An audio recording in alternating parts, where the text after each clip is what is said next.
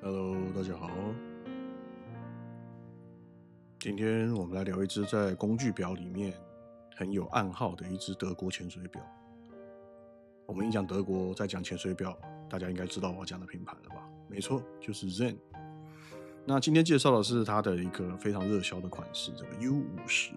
那它也是他们当家花旦 U1 的小钢炮版本。它的大师兄 U1 浓缩成日常的 42mm 的尺寸，但是规格一样是硬核到不行。所以我们先把流程走起来。OK， 欢迎来到蓝手人的频道，我是设计师 Jimmy。第一次来的朋友，麻烦你们花时间来听我讲一下屁话，帮我按个赞、订阅、开启小铃铛。那如果影片跳广告出来，拜托各位朋友帮Jimmy多看10秒钟，你们无心的一个小动作，对我和小编意义重大，谢谢各位。OK， 今天这一集呢，我会先很 general 快速的带大家认识 Zen 这个品牌的背景，好吗？这个品牌呢是1961年在 Frankfurt 开始的，那创办人叫做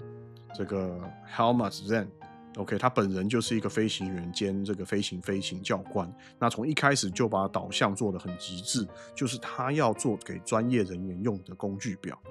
然后到了这个1994年，由这个Lothar Schmidt 接手之后呢 ，Zen 一步一步把自己变成一个技术挂帅的德系代表。那再来我们会进入就是主要 U 系列的来历，以及 U1 如何成为德式潜水表的 sample， 以及 U50 在2020年登场之后为什么能抓住这么多专业玩家的心。最后我也会分享它的设计材质、机芯结构、价格以及对手之间的差异。你会发现它不是那种远看很华丽、近看怕刮到的手上珠宝，而是真的上山下水天天都可以带生活的工具伙伴。所以如果你们喜欢这种硬派、低调、功能主义的德国美学，那这一集你们一定会很喜欢。OK， 安全带系好，我们要开跑了，直接飞到德国。我没有开玩笑的啊！Zen 的故事最酷的地方，再来就是他不行销。OK， 他先寻找灵魂，那他第一天就被定义了。OK， 他在法兰克福创立品牌，他是这个创办人呢，是这个 Helmut Zen， 他是2战的飞行员，也是战后当飞行教官。那他非常懂得专业人员在高压环境里面需要什么，读时要直觉，结构要很可靠，环境要扛得住。所以早年 Zen 在做导航中跟飞行计时码表走的是直销路线，直接省掉中间的经销，让真正需要他的人直接找他买，直接找他们的窗口买，应该就是最早的 B2C 了。OK， 那1960、70年代呢 ，Zen 不光是为自己做表，他也开始在为军方跟民用用表开始提供表壳。那最知名的例子就是 Heuer Zen 的这个计时码表。那很有军事风味，很耐用，功能至上。1985年，德国太空人呢，这个 Richard Ferrer 呢，在这个 Space Lab D1 任务里面带的这个 Zen 的140S，成为少数真正上过太空的计时码表之一。这不是文案哦，是写进航太历史的真实的战绩。OK， 那转折点是在1994年后，来自这个 IWC 跟 Alain Onshue 的这个技术体系的工程师，这个 Lothar Schmidt 收购的公司改名成 Zen， 这个是德文，我不会念。OK， 他把品牌就重新推到了一个更显学的一个层次，显学主义啦，就是以工程跟可靠为核心，打造任务计时。那材料像比如说，他用的是德国的这个潜水艇专用钢，二是它的表面有做这个叫做硬化处理。第三，它就是环境控制，它可以有除湿这些功能。OK，Hydro 什么油填充，那这些名词不光听起来是很专业，我觉得听起来真的是非常专业。OK， 那它的表面基本上也不会起雾，也不怕刮，深潜的时候它视觉跟抗压性非常非常的厉害。那这也是和德国的这个特种单位，像 GSG9 跟 KSM 点这些特殊单位成为系统品牌的一个战术图腾。2025年呢 U1 系列登场，它跟德国的造船系统合作，采用德国的潜艇不锈钢，叫做 U-Boat Stainless。那天生对于海水有非常强的抗腐蚀性，再加上很鲜明的方块指针、雾面盘、粗犷的表圈，你的辨识度是非常高的。它不致敬，也没有华丽的修饰，它就是工具。也因此 U1 它就变成了现代德式潜水表的鲜明的一个标准的样本，它就像是一个定杆的标准在那边。但它44mm 那近15的粗壮体格，让很多佩戴者望而却步。那经过了15年呢，2020年 U5 时代的到来降临了。那它不是把 U1 降规格哦，它只是把尺寸、厚度、重量、人体工学重新做了一次调教。41mm 的这个表径，11mm 的厚度，500米的防水，4点钟的表冠 ，OK， 还有 Captive 的螺丝固定表圈，双面 AR coating 的平面蓝宝石，是一个非常非常硬汉铁血的 Zen， 只是它变得更贴近生活。那搭载的是这个 Sellita 的 SW300-1 的超薄结构的机芯。也因此这个表款可以做到纤薄，重心更贴近手腕。那它使用的是潜艇钢，然后有这个硬化的镀膜。OK， 基本上 U50 的诞生就像是替 U 系列打开了第二条生命线，保留原本的任务灵魂，重新定义尺寸跟佩戴情境。你可以把它想成是把 U1 的硬核精神压缩在一个高密度的浓缩咖啡杯里面，从专业，从水下拉回到穿梭在都市办公室跟周末的户外生活。这也就是 U50 为什么被热烈追捧，甚至曾经一度卖到缺货的原因，因为它让更多人有机会真正的把德国的 Engineering Watch 戴在手上。OK， 再来我们谈一谈它的整个造型。我必须先承认一个前提，就是这只表它并不是靠它的颜值来取悦观众，而是它是以功能为主来说话。U50 的设计，从每一条线、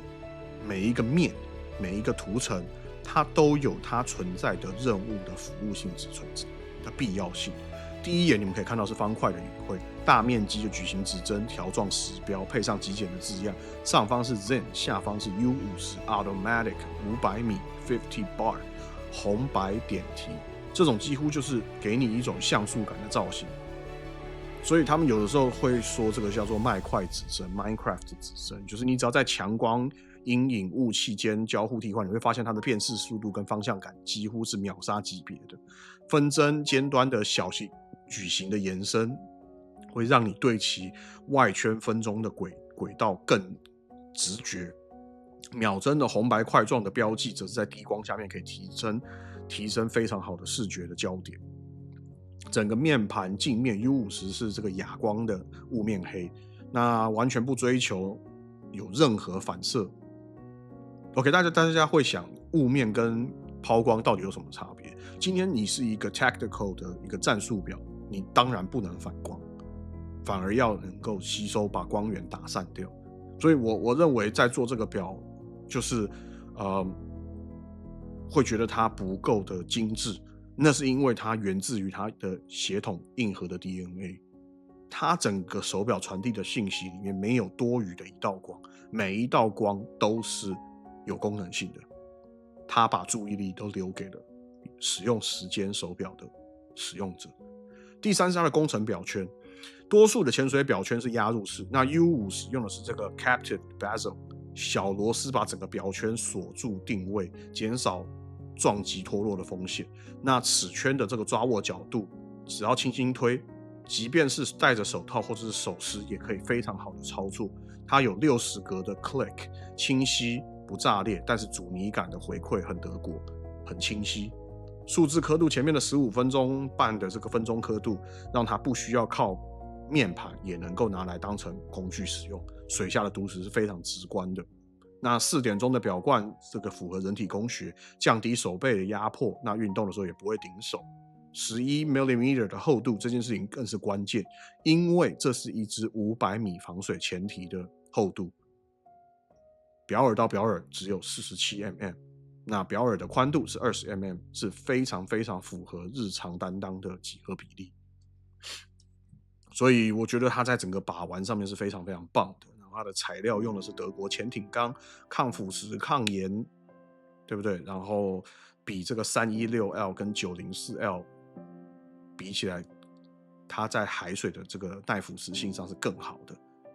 OK， 那最后它的一致性就是从 U50承袭它的这个爸爸 U1 整个比例对齐视觉的起点，它把不必要的棱角修饰都删掉了，所以你看不到抛光，也看不到任何的美学戏法，你看到是大面积喷砂的雾灰，光线会被吸收，信息会被放大，这个是很典型的德国的功能性主义。Form follows function， 形随机能而生。而当这些东西被一体性的呈现出来之后，我觉得它又呈现出了很独树一格的美感。那最后谈到它的风格的可塑性，我觉得 U50也算是一个非常能驾驭各种表带的手表 ，NATO、帆布、皮革、麂皮，因为它整个的设计都是很极简的，所以搭起表带来那种反差感会让人觉得它非常的有戏。你可以让它看起来像潜水器材，你也可以让它看起来像是一件工艺物品。我觉得这就是经典造型的价值，在不妥协的功能的前提之下，给佩戴者自由的风格。OK， 那再来讲到机芯，它 SW300-1 呢，它技术是非常的成熟，供应也非常稳定，维修资源很充足，是工具表的很好的拍档。那更重要的是，它整个薄度让 Zen 这个有更多的空间在壳体结构、表圈、后盖、气密性去分配整个受压的设计。OK， 所以我觉得整个手表你会这个表在提醒我们，就是说，这不是像潜水表的表，而是一个真正要拿去做事情的表。你会在日常看到很有感，就这只一直干干净净总是在很正确的传递时间，然后它一点也不张扬，也不会乱跳，机壳表面、表圈、密封材料，整个都是一条线。U50给你的一种就是工程完成度的高度，它不是为了讲故事而做事，而是把每一个物件都放上了它所属的这个工作。这也解释为什么 U50虽然它没有自制机芯这个行销的亮点，可是它在专业玩家中，甚至是表迷的心中，它其实是非常有说服力的。原因是因为它把资源投资在了使用体验的耐久度上，而不是炫技。而它是一个真正的工具，会让你忘记它的存在，但是你会看见它使用给你的反馈成果。说白了 ，U50就是最让对手头痛的是它定价策略的精准。它把德国工艺跟工程的工程学跟专业规格塞进一个多数玩家都伸手可及的价格区间。基本上，它在北美的定价在$2200到$3000。拿同价位相比 ，Oris 的 Aquas 多半在2000出头，设计感强，陶瓷圈，但是它没有潜艇缸。OK， 那 Doxa 的 Sub 300，那个 COS 2824，那有复古味，尺寸友善，经典派。那其实你去看同样的价格，其实它的配置都没有这个 Zen 来得好。但是你往上一点点加，价格就变成了 Black Bay 的58，那一只表就逼近$4000了。那再往上一点就是Omega 的 Seamaster 300，更豪华，更多细节。那 U50的这个定位刚好把专业规格跟真实可用放在了一起，潜艇缸、镀膜、Cactive 表圈、500米防水、纤薄人体工学，这个价位里面没有对手。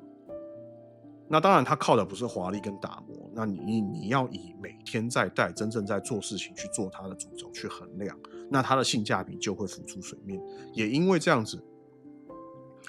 U50在刚上市的时候就有很明显的等货现象，它没有靠什么话题炒作，而是真正的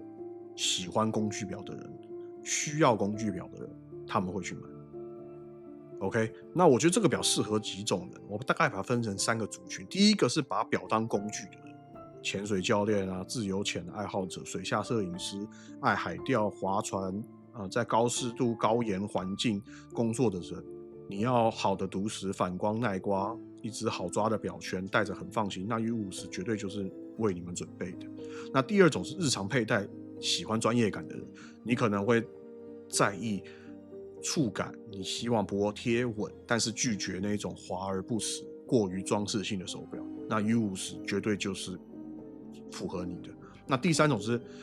你的审美感喜欢工业感，喜欢反装饰的人，你对于功能即是美有共鸣，认为形随机能而生是你的一个想法的，你认同这种德国的务实主义的，那我觉得就不向流行致敬，也不用向历史接近浪漫，你今天就是戴这只表做今天做的事。OK， 总结一句话，我觉得 U50 把可靠当成审美，不是不要美，而是要耐用的那一种美，可以真正工作的那种美。OK， 那今天经典到重点，我们现在在讨论的就是说尺寸、厚度、重量，各种人的原因、材料、表面都处理调教到你愿意每天戴的平衡点。我觉得这是一种传奇的浪漫。OK， 它也不炫技，它就是一个当你需要它，它永远都在。那如果你问我说 U50 值不值得买，我答案很简单，你要的是工具还是要的是装饰表嘛？它就不是一个，它的定价10万不到，可是它的这个功能超越了 Seamaster， 超越了这个 Oyster， 那个叫做什么Submariner， 对吧？所以你会怎么选呢？